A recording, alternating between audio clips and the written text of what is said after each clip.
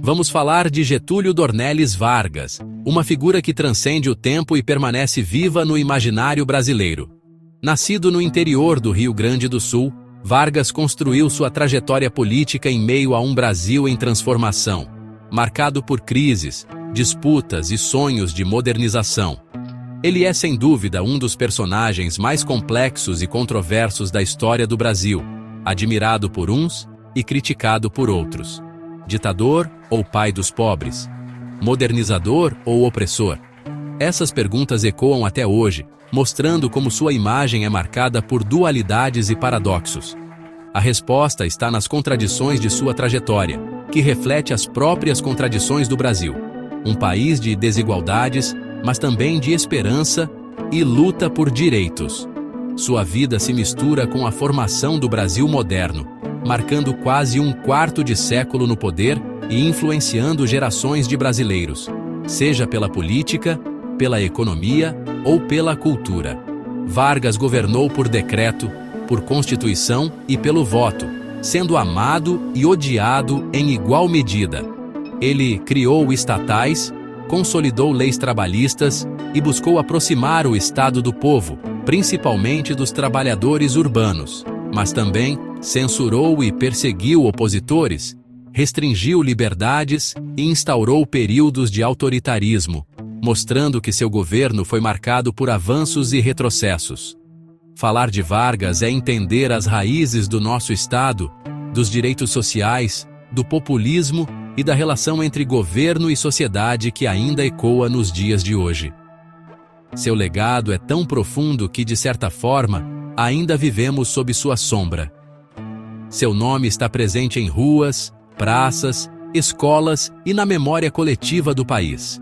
Prepare-se para mergulhar na vida desse homem fascinante, entender suas escolhas, seus dilemas e descobrir como a história de Getúlio Vargas ajuda a explicar quem somos como nação. Getúlio Vargas nasceu em São Borja, Rio Grande do Sul, em 1882. Filho de uma família influente. Cresceu entre disputas políticas e aprendeu cedo a negociar e construir alianças. Tentou a carreira militar, mas logo migrou para o direito e a política. Subiu rapidamente. Deputado estadual, depois federal, sempre com habilidade nos bastidores. Em 1926, tornou-se ministro da Fazenda, ganhando projeção nacional. Em 1928, foi eleito presidente do Rio Grande do Sul, modernizando o Estado e consolidando sua liderança. O cenário nacional estava pronto para mudanças, e Vargas estava no centro delas. No início do século XX, o Brasil era dominado pela chamada política do café com leite, um acordo informal entre as oligarquias de São Paulo e Minas Gerais, que se revezavam no poder e controlavam as decisões políticas do país. Essa aliança garantia estabilidade para as elites, mas deixava de fora grande parte da população, que não tinha voz nem representação. Com o passar dos anos, esse modelo começou a mostrar sinais de esgotamento. A insatisfação crescia entre outros estados e setores sociais, que se sentiam excluídos das decisões nacionais. O cenário político se tornava cada vez mais tenso e instável. Em 1929, a quebra da Bolsa de Nova York abalou profundamente a economia mundial, e o Brasil, grande exportador de café, foi duramente atingido. A crise econômica expôs a fragilidade do modelo agroexportador brasileiro, levando à falência fazendas e ao desemprego em massa. O descontentamento social aumentou e a pressão por mudanças se intensificou. O presidente Washington Luiz, ao romper os tradicionais acordos políticos, indicou outro paulista para sua sucessão, contrariando Minas Gerais e outros aliados. Isso provocou a formação da Aliança Liberal, uma frente de oposição composta por diversos grupos insatisfeitos, que lançou Getúlio Vargas como candidato à presidência. A eleição de 1930 foi marcada por denúncias de fraude e manipulação. O assassinato de João Pessoa, vice de Vargas, serviu como estopim para a revolta. O clima de indignação tomou conta do país e manifestações populares eclodiram em várias cidades. Tropas rebeldes marcharam em direção ao Rio de Janeiro, centro do poder nacional. Em poucos dias, o presidente Washington Luiz foi deposto e Getúlio Vargas assumiu o comando do governo provisório, marcando o início de uma nova era política. Assim, a chamada República Velha chegava ao fim. O antigo sistema oligárquico foi desmantelado e o país se preparava para profundas transformações sociais, políticas e econômicas. O povo foi às ruas celebrar o início de um novo ciclo.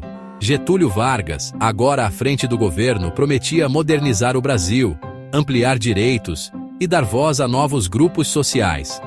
Seu governo marcaria o início de profundas mudanças que moldariam o país nas décadas seguintes. A Revolução de 1930 foi um divisor de águas na história brasileira.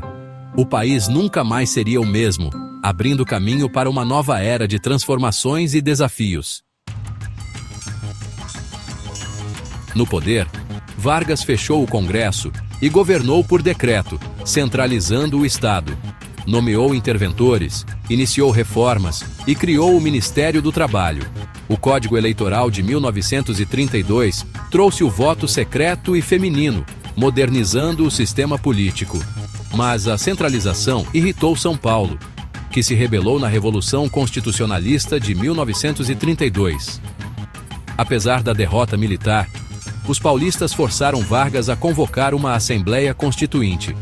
O período provisório abriu caminho para uma nova ordem constitucional. Vargas mostrava habilidade em ceder sem perder o controle. O Brasil se preparava para uma nova Constituição. Em 1934, uma nova Constituição foi promulgada, trazendo esperança de estabilidade política ao Brasil. No entanto, o país vivia um clima de intensa polarização, com a sociedade dividida entre ideais fascistas e comunistas. O cenário internacional, marcado pela ascensão de regimes autoritários na Europa, também influenciava o debate político brasileiro, tornando o ambiente ainda mais tenso e imprevisível. Em 1935, a Intentona Comunista, uma tentativa de levante liderada por militares e civis de esquerda, foi rapidamente sufocada pelo governo. O episódio serviu de pretexto para Getúlio Vargas endurecer o regime, alegando a necessidade de proteger o país de ameaças internas e externas. A repressão aumentou e opositores passaram a ser perseguidos e presos. Em 1937, Vargas, com apoio das Forças Armadas e utilizando o falso Plano Cohen, um suposto plano comunista para tomar o poder, deu um golpe de Estado. Ele cancelou as eleições presidenciais que estavam previstas, dissolveu partidos políticos e instaurou o Estado Novo, um regime autoritário centralizado em sua figura. O Congresso Nacional foi fechado e uma nova Constituição autoritária foi imposta ao país, eliminando direitos civis e ampliando os poderes do Executivo. O Estado passava a controlar todos os aspectos da vida política e social. O poder ficou totalmente concentrado nas mãos de Vargas, que governava por decretos e sem oposição. Ele se consolidou como líder máximo, tomando decisões sem consultar o Congresso ou a sociedade. O Estado Novo marcou o início de uma ditadura que duraria 8 anos. O controle militar nas ruas e a constante vigilância do governo criaram um clima de medo e insegurança entre a população. Censura à imprensa, propaganda oficial e o culto à personalidade de Vargas passaram a dominar o país. O governo utilizava os meios de comunicação para difundir sua ideologia e silenciar vozes contrárias. O Brasil mergulhava em um novo e sombrio capítulo de sua história, marcado pela repressão, pelo medo e pela ausência de liberdade. O Estado Novo deixaria marcas profundas na sociedade brasileira por muitos anos. Apesar da ditadura, o Estado Novo foi um período de modernização acelerada.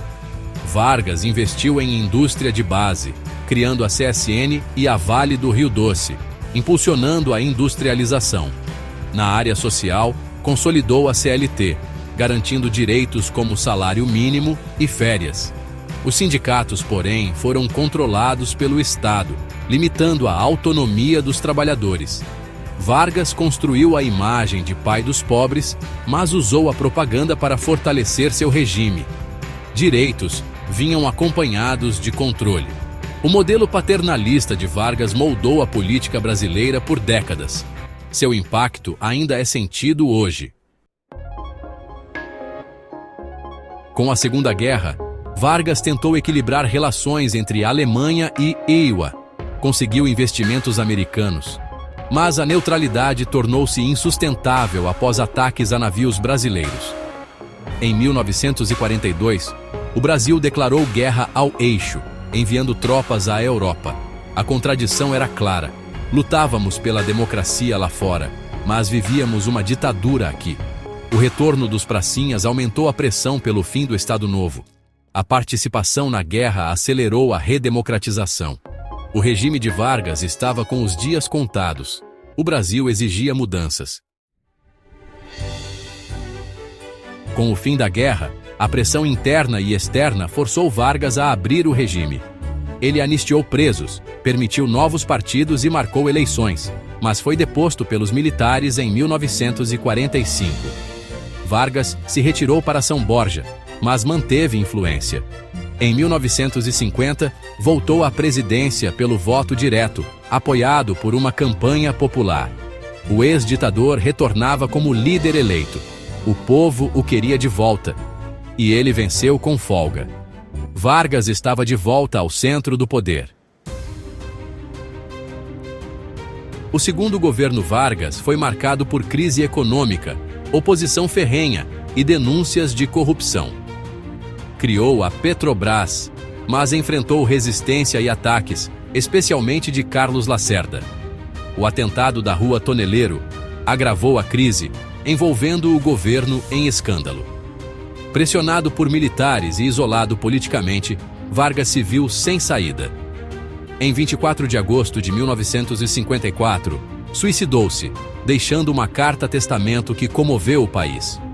Seu gesto adiou o golpe militar e consolidou seu mito. Vargas foi ditador e modernizador, pai dos pobres e manipulador. Seu legado ainda nos obriga a discutir o Brasil.